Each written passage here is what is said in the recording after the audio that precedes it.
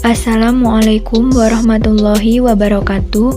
Kami dari kelompok 1 ingin menjelaskan materi tentang reproduksi mamalia. Adapun anggota kelompok kami, yang pertama Berlian Apriliani Anjarwati, yang kedua Ardani Karimatusika, yang ketiga Siti Aisyah Permatasari, dan yang keempat Tiara Ikhwaldini Firmanda. Pengertian mamalia. Hewan mamalia atau dari bahasa Latin mamma payudara adalah kelas hewan vertebrata yang dicirikan oleh adanya kelenjar susu yang pada hewan betina menghasilkan susu sebagai sumber makanan anaknya. Karena mamalia adalah hewan yang menyusui anaknya. Dengan adanya kelenjar sehingga betina dapat menghasilkan susu sebagai sumber makanan anaknya. Tubuh ditutupi oleh rambut dan termasuk hewan homoiotherm. Sebagian besar mamalia melahirkan keturunannya, tetapi ada beberapa mamalia yang tergolong ke dalam monotremata atau mamalia yang bertelur. Monotremata tidak memiliki puting susu, namun tetap memiliki kelenjar susu, jadi masih masuk ke dalam kelas mamalia. Otak pada mamalia dapat mengatur sistem peredaran darah, termasuk jantung yang memiliki 4 ruang. Mamalia memiliki lebih dari 5.000 spesies yang tersebar di seluruh benua dunia. Indonesia memiliki sekitar 165 hewan endemik mamalia. Selanjutnya yaitu mamalia pada umumnya berkembang biak dengan cara melahirkan atau vivipar, kecuali platypus yang berkembang biak secara bertelur atau ovipar. Anggota gerak depan dapat bermodifikasi untuk berlari dan pada kulit terdapat banyak kelenjar minyak dan kelenjar keringat. Proses peleburan sel sperma dan ovum terjadi di dalam tubuh induk betinanya atau fertilisasi internal. Hewan mamalia mengalami fertilisasi internal, lubang genital, dan anus terpisah, ada organ intromiten. Telur tidak bercangkang dikandung dalam uterus atau oviduk. Hasil pembuahan sel telur oleh sperma tersebut kemudian membentuk zigot. Zigot akan berkembang biak pada dinding rahim menjadi embrio. Embrio hewan mamalia dilapisi oleh selaput embrio yang terdiri atas amnion, korion, dan allantois. Selaput embrio ini berfungsi untuk melindungi embrio dari guncangan dan kekeringan. Zigot selanjutnya bergerak menuju uterus atau rahim. Zigot akan berkembang pada dinding rahim menjadi embrio. Embrio berkembang dalam uterus dan pertukaran metabolik antara embrio dan induk terjadi melalui plasenta, baik untuk nutrisi maupun respirasi. Selama di dalam rahim, embrio akan mendapatkan sari-sari makanan dan oksigen dari induk betinanya melalui tali plasenta. Embrio yang tumbuh dan berkembang sempurna selanjutnya akan menjadi janin yang siap dilahirkan. Setelah dilahirkan, anak hewan mamalia akan menyusui pada induk betinanya. Tingkah laku pada masa kawin mamalia juga berbeda-beda. Ada mamalia yang mengeluarkan suara khas ketika masa kawin, misalnya kucing. Serta ada juga hewan yang bertindak sangat agresif pada saat kawin. Organ reproduksi mamalia terdiri dari organ reproduksi eksternal dan internal. Organ reproduksi pada mamalia betina. Mamalia betina mempunyai sepasang ovarium yang berfungsi untuk menghasilkan sel telur atau ovum. Ovarium pada mamalia terletak di rongga perut bagian kanan dan kiri.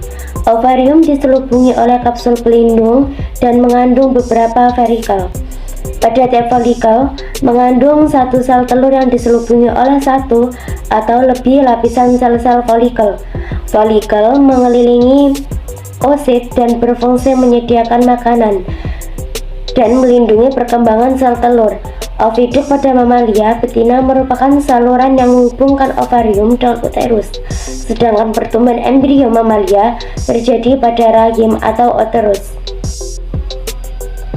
Organ reproduksi pada mamalia jantan. Mamalia jantan memiliki sepasang testis yang berfungsi untuk menghasilkan sperma. Testis mamalia jantan berbentuk bulat telur dan terletak dalam skrotum atau kantong zakar. Letak skrotum mamalia berada di luar tubuh agar suhunya sesuai untuk pembentukan sperma.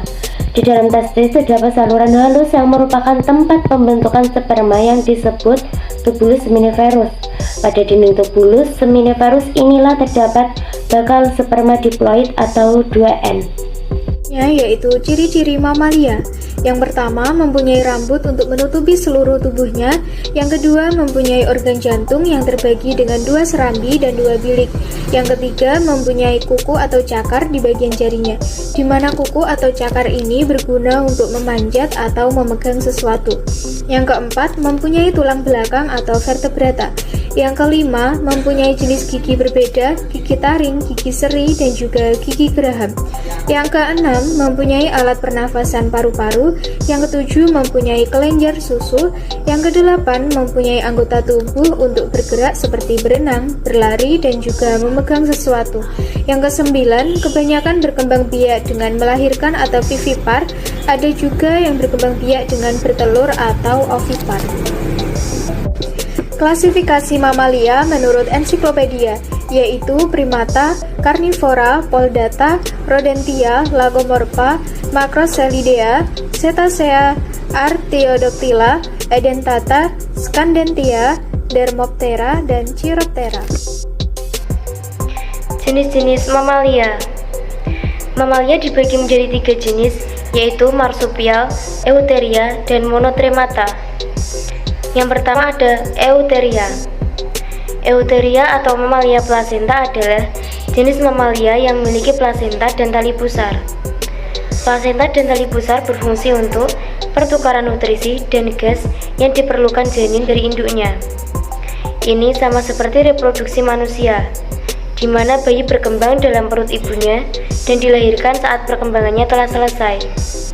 Contoh mamalia eutheria yaitu sapi, kucing, kelinci, tikus, orangutan, gajah, dan lain-lain.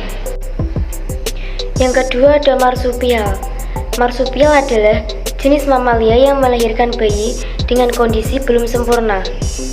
Bayi tersebut kemudian disimpan dalam kantung di perut ibunya dan mendapat nutrisi dari kelenjar susu induknya hingga berkembang sempurna. Contoh mamalia marsupial yaitu wallaby, koala, opossum, wombat, Tasmania, devil, dan lain-lain. Dan yang terakhir yaitu monotremata. Dilansir dari Encyclopedia Britannica, monotremata adalah jenis mamalia paling purba yang menghasilkan keturunannya dengan cara bertelur. Mamalia monotremata hanya terdiri atas 2 jenis hewan, dan mereka berhabitat asli di Indonesia. Hewan dalam jenis ini sangat dilindungi karena terancam punah. Bentuknya seperti telur reptil dan memiliki pertahanan yang unik. Hanya ada 2 mamalia monotremata di dunia, yaitu Platypus dan Echidna. Contoh mamalia monotremata yaitu landak, semut, dan Steropodon. Sekian presentasi dari kelompok kami. Apabila ada kurang lebihnya, kami mohon maaf. Semoga bisa bermanfaat bagi kita semua. Wassalamualaikum warahmatullahi wabarakatuh.